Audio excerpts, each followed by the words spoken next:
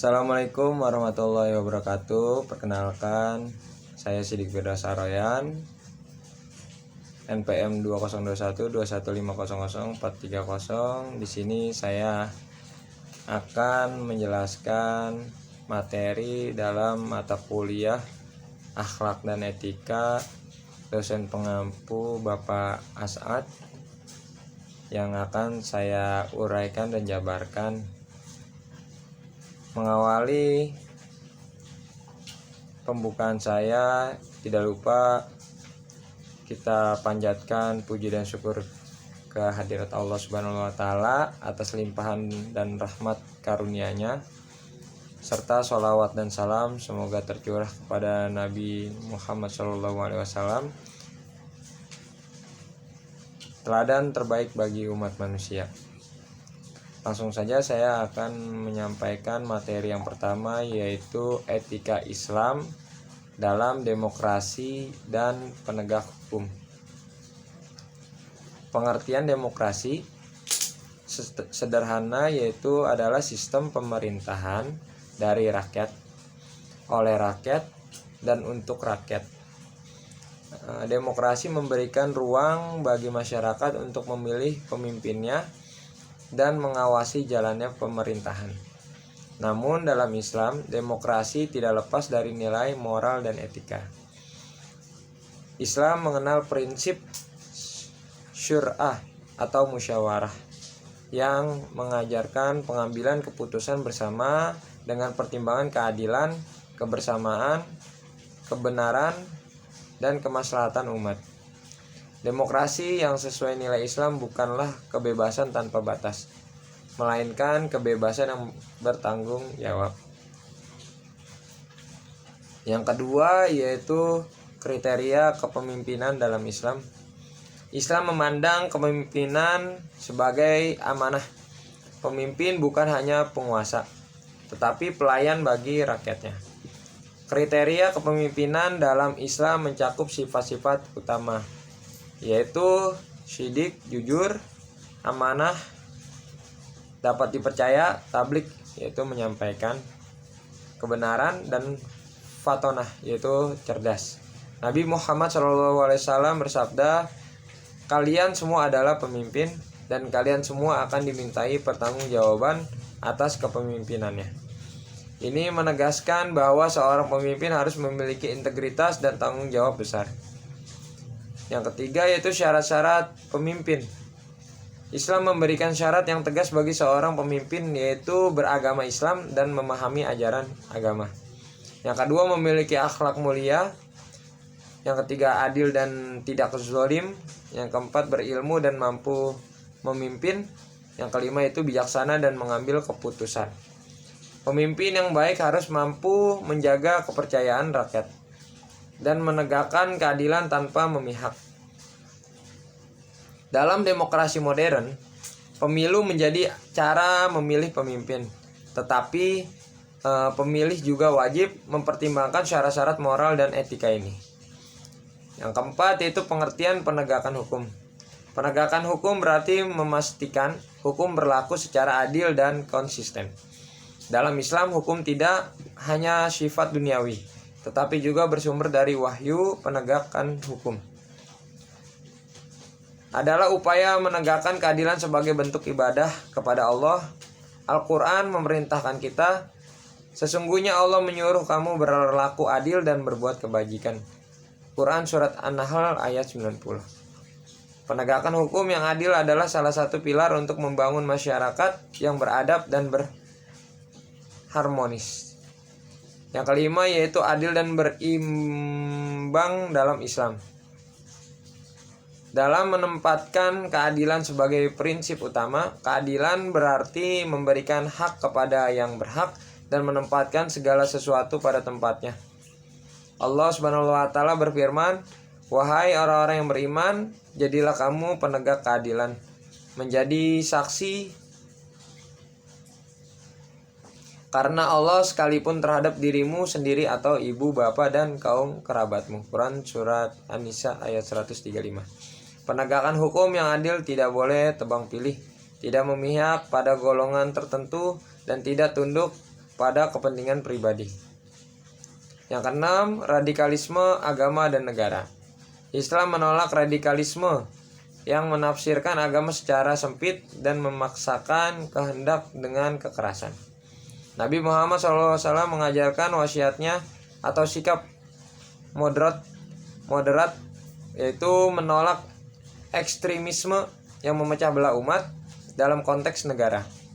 Radikalisme bisa mengancam persatuan dan keamanan. Oleh karena itu, penegakan hukum harus tegas terhadap radikalisme, namun tetap adil, tidak diskriminatif, dan menghormati hak asasi manusia. Urgensi akhlak dalam kehidupan. Akhlak adalah cermin dari kepribadian seseorang. Dalam Islam, akhlak menempati posisi yang sangat tinggi. Nabi Muhammad SAW bersabda, hadis tentang akhlak, yaitu inna min khiyarikum ahsanakum akhlaqan. Sesungguhnya yang terbaik di antara kalian adalah yang terbaik akhlaknya. Hadis riwayat Ahmad. Akhlak bukan sekedar sopan santun, tetapi mencakup sikap, perilaku, niat, dan kebiasaan yang menunjukkan kemuliaan jiwa seseorang. Akhlak adalah fondasi dalam membangun keluarga yang harmonis, masyarakat yang damai, serta bangsa yang beradab. Tanpa akhlak, ilmu menjadi tumpul, kekuasaan menjadi zalim, dan harta menjadi alat keserakahan. Oleh karena itu, pembinaan akhlak adalah kebutuhan mendesak, bukan pilihan. Yang kedua yaitu pembagian akhlak. Dalam Islam, akhlak menjadi dua jenis utama, yaitu akhlak mahmudah, akhlak terpuji seperti jujur, sabar, tawakal, amanah, rendah hati, dan kasih sayang. Akhlak ini adalah cerminan keimanan dan menjadi tujuan utama pendidikan Islam. Yang kedua, akhlak mazmumah, akhlak tercela, seperti sombong, iri hati, dendam, dusta, dan rakus. Akhlak ini merusak jiwa dan meretakan hubungan antar manusia serta antar manusia dengan Tuhan. Kedua jenis akhlak ini menjadi cermin kesehatan spiritual dan moral seseorang. Tugas kita adalah memperkuat akhlak yang terpuji dan menjauhkan diri dari akhlak tercela. 3 faktor-faktor yang mempengaruhi terbentuknya akhlak. Akhlak seseorang tidak terbentuk secara tiba-tiba. Ada beberapa faktor utama yang membentuk dan mempengaruhinya, diantaranya lingkungan keluarga. Orang tua adalah pendidik pertama dari utama. Pendidik utama dan utama. Rumah adalah sekolah pertama dalam menentukan akhlak atau menanamkan akhlak. Pendidikan dan ilmu. Pendidikan yang baik dan guru yang berakhlak mulia akan memberi dampak besar pada karakter anak. Pergaulan dan lingkungan sosial. Teman-teman dan masyarakat sekitar turut membentuk kepribadian dan akhlak seseorang, baik secara sadar maupun tidak sadar. Media dan teknologi. Di era digital ini, media sangat berperan membentuk pola pikir dan nilai seseorang. Konten yang dikonsumsi akan mempengaruhi sikap dan perilaku. Pemahaman agama. Akhlak yang kokoh dibangun di atas pemahaman agama yang besar atau yang benar. Semakin kuat iman, semakin pula mulia akhlaknya. Metode pembinaan akhlak. Yang 4. Pembinaan akhlak harus dilakukan secara bertahap, berkelanjutan, dan menyeluruh. Adapun beberapa metode yang efektif antara lain keteladanan, itu uswatun hasanah. Nabi Muhammad SAW adalah teladan terbaik. Orang tua, guru, dan pemimpin juga harus memberi contoh akhlak yang baik. Pembiasaan, yaitu ta'widz. Membiasakan diri melakukan hal-hal baik sejak dini akan membentuk karakter positif, seperti membiasakan berkata jujur, meminta maaf, atau membantu sesama. Nasihat dan pengajaran. Menyampaikan pesan moral dengan bijak dan berulang-ulang adalah bagian dari pendidikan akhlak. Peringatan dan sanksi. Bila perlu, sanksi yang mendidik diberikan untuk memperbaiki perilaku. Perilaku tentu dengan cara yang tidak merendahkan martabat. Doa dan spiritualitas. Akhlak yang baik tidak hanya lahir dari pendidikan luar, tetapi juga dari hubungan yang dekat dengan Allah. Doa dan ibadah memperhalus hati dan memperkuat kontrol diri. Di tengah zaman yang serba cepat dan terbuka ini, Kita harus sadar bahwa pembangunan akhlak adalah kunci dari semua bentuk kemajuan. Tanpa akhlak, kecerdasan bisa menjerumuskan dan kekuatan bisa menghancurkan. Mari kita bangun generasi yang tidak hanya pintar dan kuat, tapi juga berakhlak mulia, santun, dan bertanggung jawab. Semoga kita termasuk golongan orang-orang yang menjaga dan membina akhlaknya dan kehidupan sehari-hari, dalam kehidupan sehari-hari, demi terwujudnya masyarakat yang beradab dan diridhai Allah Subhanahu wa taala. Selanjutnya yaitu pencegahan dan penanggulangan kekerasan seksual dalam Islam. Islam memandang kekerasan seksual sebagai perbuatan keji, fahisyah, yang merusak kehormatan manusia, melanggar hak asasi, dan mengancam tatanan masyarakat. Yang pertama itu kekerasan seksual dalam Al-Quran dan hadis. Islam memandang kekerasan seksual sebagai kejahatan besar yang melanggar kehormatan manusia dan merusak tatanan masyarakat.